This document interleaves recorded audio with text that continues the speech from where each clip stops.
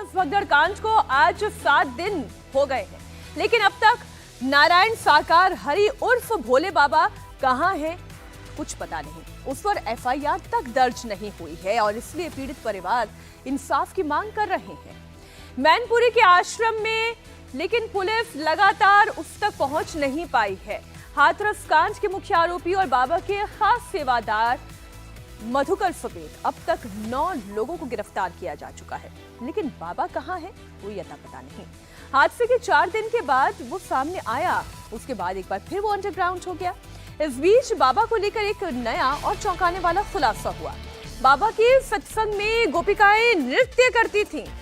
बाबा के सत्संग में सेवादार गाना गाते थे और उसकी धुन पर लड़कियां नाचा करती थी। बाबा के मैनपुरी वाले आश्रम के बाहर पहुंची लड़की ने खुद बताया कि वो यहाँ पर गोपिका है। बाबा के पास अनगिनत गोपिकाएं हैं जो बाबा के सत्संग में नृत्य करती हैं। लड़की ने यह भी बताया कि बाबा उनसे कभी नहीं कहते, वो अपने आप ऐसा करती हैं। ऐसा करके उनके सारे दुख दर्द दूर हो जाते हैं। हाथरस कांड के बाद से ही बाबा अंडरग्राउंड चल रहा है। पुलिस अब तक उसके 9 सेवादारों को अरेस्ट कर चुकी है, लेकिन बाबा पर एफआईआर दर्ज नहीं हुई है। भक्तों का दावा यह है कि बाबा सूरजपाल मैनपुरी के आश्रम में हैं। यही वजह है कि भक्त मैनपुरी के आश्रम पहुंचकर उसके बाहर ही माथा टेक रहे हैं। बाबा के भक्तों का कहना है कि बाबा आश्रम के अंदर भक्ति में लीन हैं, वो जल्द दर्शन देंगे।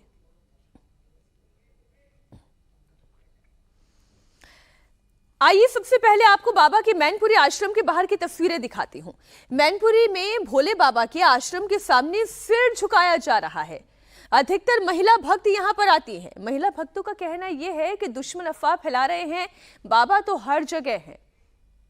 हर बीतते दिन के साथ बाबा साकार से बढ़कर एक भक्त कैसे उनकी भक्ति में लीन है, आपको देखकर हैरानी होगी।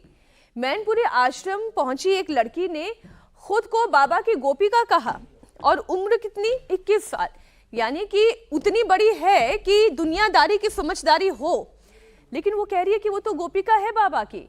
21 साल की शिवानी कहती है कि नारायण साकार हरि के पास अनगिनत गोपिकाएं हैं। बाबा के सत्संग में ये गोपिकाएं नृत्य करती हैं। गोपिका वैसे किसे कहते हैं? गोपी कौन होती है? कृष्ण की गोपी होती है। यहाँ पर बाबा अपना आश्रम चला रहे हैं और लड़कियां आकर नृत्य कर रही हैं और फिर वो कहती हैं कि उनका दुख दर्द अपने आप दूर हो जाता है। वो ये कहती हैं कि बाबा अभी भक्ति में लीन है, जल्द दर्शन देंगे। जरा सोचिए, ये कैसी भक्ति है, ये कैसा अंधविश्वास है।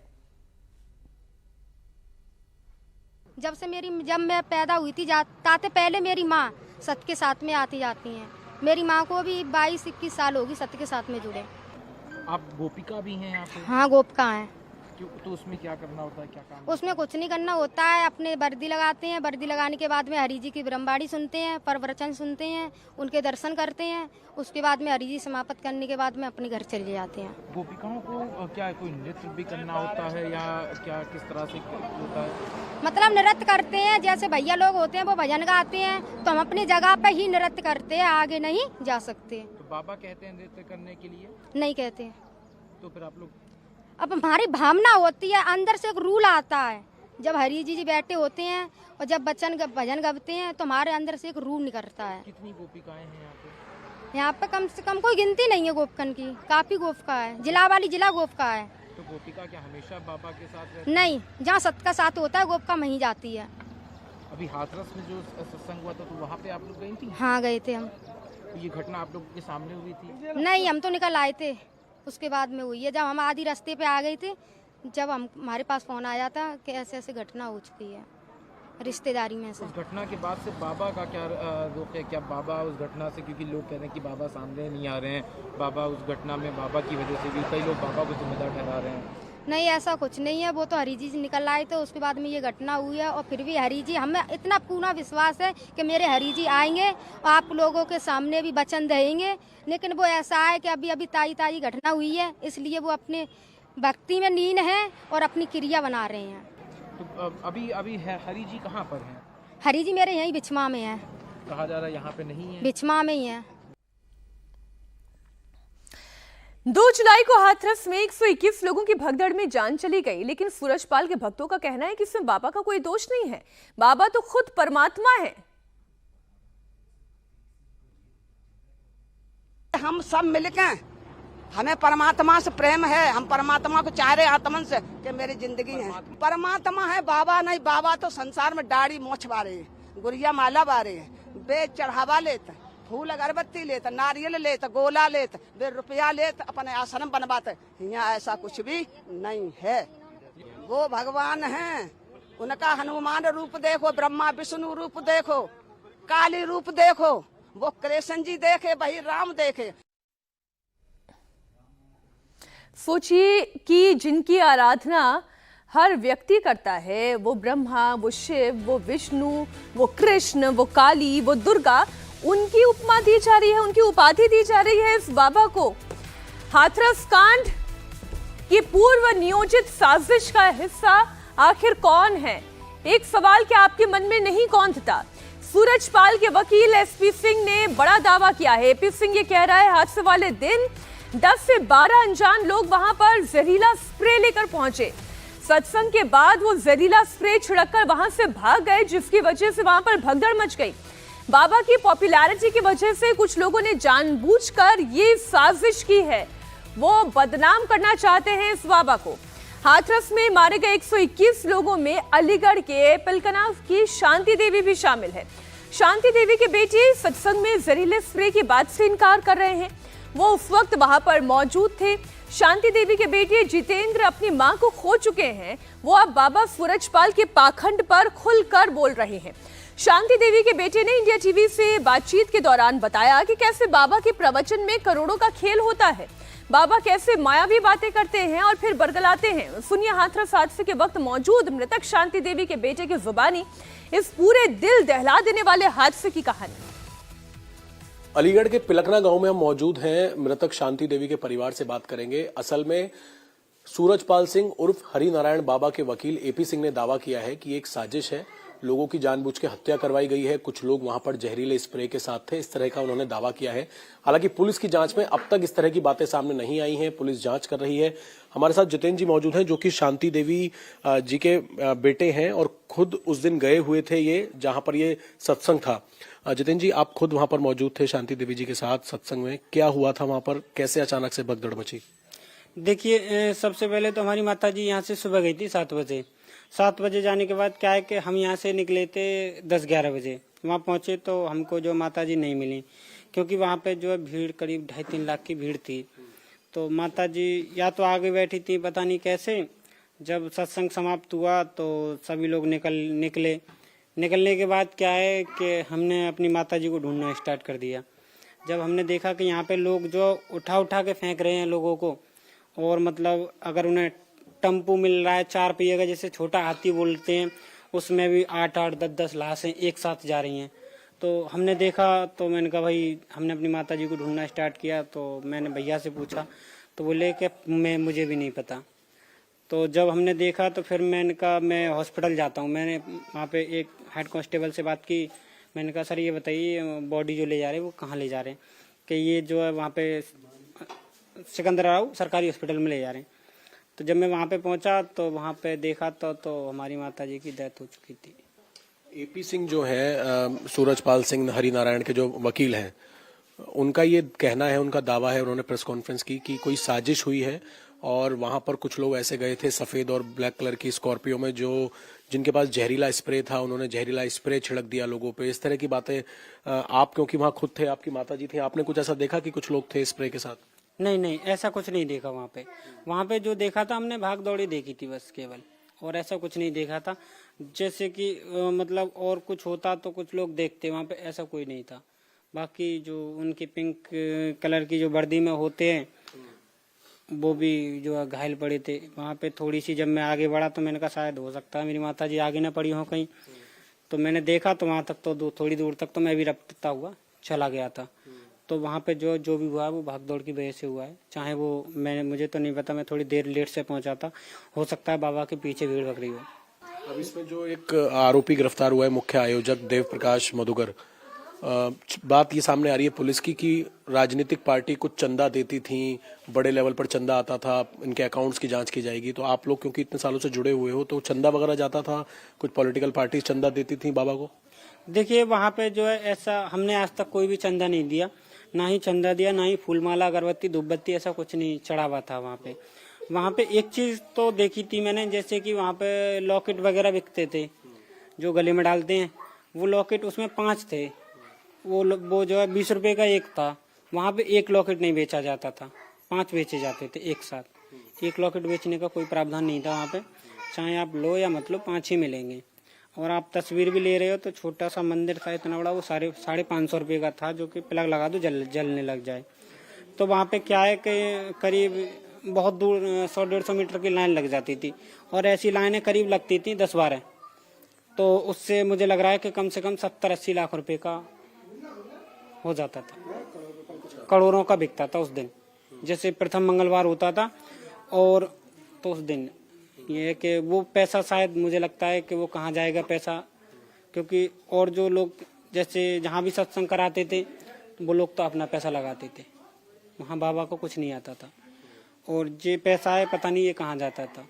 और जो पटियाली जो है जमीन है बाबा की, जिसे धाम बोलते हैं, वो जो कुछ दिन पहले बाबा ने ट्रस्ट के नाम कर दिए।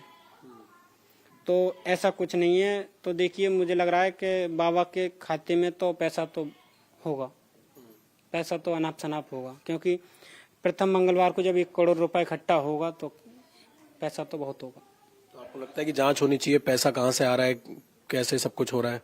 देखिए इस चीज की जांच होनी चाहिए कि लोगों को कैसे बेवकूफ बनाया गया, किस तरीके से लोगों को अपनी तरफ खींचा गया, ये सारी चीजों की जांच होनी चाहिए और उसके बाद कार्रवाई होनी चाहिए। अभी तक जितने आरोपी गिरफ्तार हुए हैं, आपको क्या लगता है कि बाबा का प्रोग्राम था, बाबा को अब तक पुलिस ने नहीं पकड़ा है, आप लोग चाहते हैं कोई एक्शन हो, बाबा के खिलाफ सख्त कार्रवाई हो?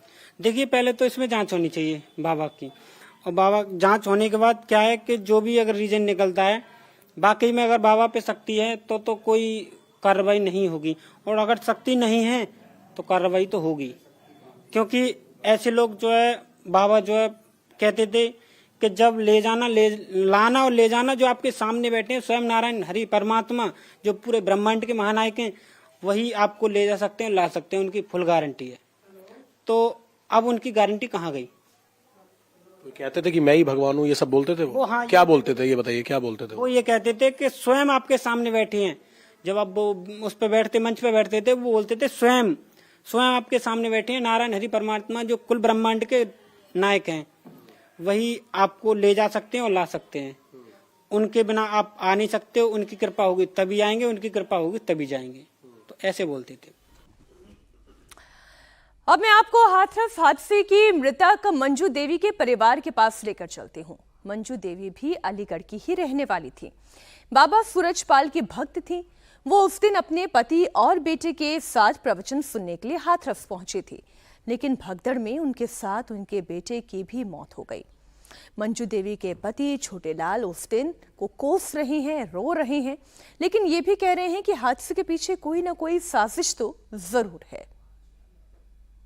हमारे साथ एक मृतक मंजू देवी के पति जो है छोटेलाल जी, वो मौजूद हैं, उनसे बात करेंगे। ये बताइए कि जो बाबा के वकील हैं, वो ये कह रहे हैं कि वहां पर कुछ लोग आए थे, साजिश की, उनके हाथों में जहरीला स्प्रे था, जिस वजह से भगदड़ मची। आप क्योंकि वहां पर खुद गए थे, आपकी पत्नी और बेटा था, आपने ऐसा कुछ देखा कि कुछ ऐसे लोग हों जो स्प्रे जिनके पास हो? सत्संग समापन होने के बाद में जब उनकी गाड़ी एटा की तरफ चली गई, तो उसके बाद में हम भी जब रोड पे, मेन गेट के सामने रोड पे खड़े, तो एकदम जो पीछे से जो रेला आया, उस रेले के संगी हमें भी लगा, तो एक गाड़ी में जाके मेरा पेट बिछाया, थोड़ी बाजू पे मेरी पे निशान आया, दबी है मेरी बाजू।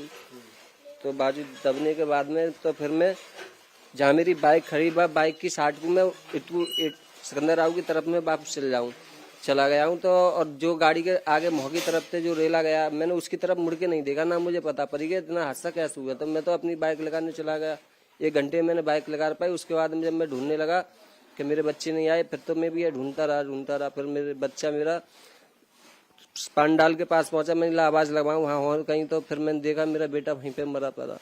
उसकी मैं फिर जब बच्चा मेरा मरा पड़ा तो मैं बहुत रोने लगा। तो मैंने देखा मेरे बच्चे की माँ नहीं है, मगर अगर होती तो इसके पास बैठी रो रही होती। मगर वहाँ से जाने के बाद में भी अपने भैया आगे मैं रोने लगा। पुलिस वाले जब उनने मुझे बुलेट पर बैठा रहा और बोले अपना ओछा दिया, उन्होंने उसे उड़ा के हॉस्पिटल ले गए। जब मैं हॉस्पिटल में जाया, हॉस्पिटल में देखा मैंने कि मेरी वाइफ नहीं मिल रही। तो जो लोग मरी पड़े के थे उनमें निरे लोग थे, उनमें मैंने देखा तो एक ब्रेंच पे मेरी वाइफ मुझे मरी हुई मिली। जब भी जो बाबा हैं, एक बार बाबा ना एक बयान सामने आया है, बाबा कह रहे हैं कि साजिश हुई है, किसी ने साजिश। तो क्या लगता है कि ये जो हादसा हुआ है इसमें आप बाबा की गलती मान रहे हैं या कोई और साजिश मान रहे हैं? बाबा की गलती ये बताओ, अगर बाबा की जो काफिला गाड़ी लेकर के जा रही है, अगर उनकी गाड़ी इनसे मिलते तो मानते हैं उनकी गलती है। जो गाड़ी नहीं ढंग से लगा रही उन्हें लिकारते चले गए वो। जब उनके जाने के बाद में जो हादसा हो रहा है तो फिर किसकी साजिश है भैया? प्रशासन की चूक है या किसी ने कुछ करा है तो मैं कुछ बोल नहीं सकता हूँ। मैं अपनी आंखों से नहीं देखा किसी को। जब वो मैं गाड़ी की पिछली साइड से लिख रहा हूँ, जो बड़ी गाड़ी खड़ी वहाँ टकराया हूँ, अब वो अगली साइड से जो गिरी है पब्लिक, वो मैंने इतना गौर नहीं दिया कि आगे भी लोग गिर चुके हैं। क्या नाम है आपका? शांति, शांति नाम है मेरा। आप भी गए थे हाथरस के इस प्रोग्राम में? नहीं, मैं तो बाद में पहुंची जब मेरे भतीजे की खबर मिली है। वो मैं अलीगढ़ थी। और आप जो कह रहे हैं कि ऐसा नशीला पदार्थ तो नहीं था, पर यह कि कुछ तो है, किसी ने कुछ तो किया है। इस वक्त अलीगढ़ से हमारे सहयोगी अभय पराशर लाइव जुड़ गए हैं। अभय, आपने इतने सारे पीड़ितों से बात की है जिन्होंने अपनों को खोया है इस हादसे में। आप क्या समझ पा रहे हैं? कोई साजिश थी या बाबा की गलती थी, ऑर्गेनाइजर की दिक्कत थी या प्रशासन की गलती थी? कमियां कहां कहां पे किस किस चरण पर आई? देखिए मीनाक्षी, इस पूरे जितना जो मौका मुआयना है उसका हमने जायजा लिया, पुलिस प्रशासन से बात की, पीड़ितों से बात की। एक बात ये समझ आ रही है कि अभी भी जो लोगों में अंधविश्वास है वो बहुत ज्यादा है। आप परिवार से बात करेंगे, एक परिवार ने तो हालांकि कहा है कि बाबा की जांच होनी चाहिए, लेकिन दूसरे परिवार जो है वो ये कह रहे हैं कि बाबा की गाड़ी चली गई थी और बाद में ये हादसा हुआ। पुलिस प्रशासन पर आरोप लगा रहे हैं। अगर हम लापरवाही की बात करें तो सबसे बड़ी लापरवाही तो इसमें पुलिस की साफ तौर पर नजर आ रही है। आपने ऑर्गेनाइजर को गिरफ्तार कर लिया, जो मुख्य आरोपी है देव प्रकाश मधुकर, इसके अलावा कुछ और लोगों को गिरफ्तार किया, टोटल 9 गिरफ्तारी हुई। लेकिन जिस बाबा का ये प्रोग्राम है, अब तक बाबा से पूछताछ नहीं की गई। पुलिस की लाइन ऑफ इन्वेस्टिगेशन जो है वो बाबा तक पहुंचती हुई नजर नहीं आ रही है। इसके पीछे की क्या वजह है, ये सबसे बड़ा सवाल है कि जिस बाबा के प्रोग्राम के अंदर इतना बड़ा हादसा हुआ, आप उसे संबंध देंगे, पूछताछ करेंगे। जो जुडिशियल टीम यहां पर आई, जिन्होंने हाथरस पुलिस से या फिर कुछ चश्मदीदों के बयान दर्ज किए, उनका भी ये कहना है, पुलिस का भी बार बार जब उनसे पूछा जाता है कि क्या बाबा को संबंध करेंगे, पूछताछ करेंगे, तो एक ही जवाब आता है कि अभी तक जितने आरोपियों की गिरफ्तारी हुई है उनकी पुलिस कस्टडी ली जाएगी। उनसे पूछताछ में जो फैक्ट सामने आएंगे उस हिसाब से आगे हम देखेंगे कि किससे पूछताछ की जरूरत है, किससे नहीं। यानी कि गोल मोल जवाब जो है वो बाबा को लेकर मिल रहा है। बाबा के बारे में ये जानकारी थी मीनाक्षी की वो मैनपुरी के आश्रम में मौजूद है। उन्होंने एक स्टेटमेंट भी अपना जारी किया, लेकिन उसके बाद वहां से पुलिस हट गई। जानकारी ये मिल रही है कि मैनपुरी के आश्रम में अब बाबा नहीं है। बाबा कहां है इस बारे में जानकारी नहीं है। उनके अब जो वकील हैं वो, अब सोचिए एक इन्वेस्टिगेशन शुरू हुई है, लेकिन अब साजिश की तरफ इशारा हो रहा है कि कोई स्प्रे लेकर आ गया जहरीला, लेकिन ऐसा कोई भी चश्मदीद नहीं बोल रहा, पुलिस नहीं बोल रही। तो क्या मामले को पूरी तरीके से घुमाने की कोशिश हो रही है, कंफ्यूज करने की कोशिश दरअसल की जा रही है, क्योंकि इस पूरे मामले में पुलिस की लापरवाही तो है और साथ ही प्रशासनिक फेल्योर भी है। बाकी जो वहां पे ऑर्गेनाइजर ने किया या बाबा जो कल्प्रेट हो सकता है इस मामले में, उससे पूछताछ ना होना, उसे एफआईआर में शामिल ना करना, यह वाकई में कुछ सवाल खड़े करता है। बहुत शुक्रिया अभय पूरी जानकारी के लिए आपका।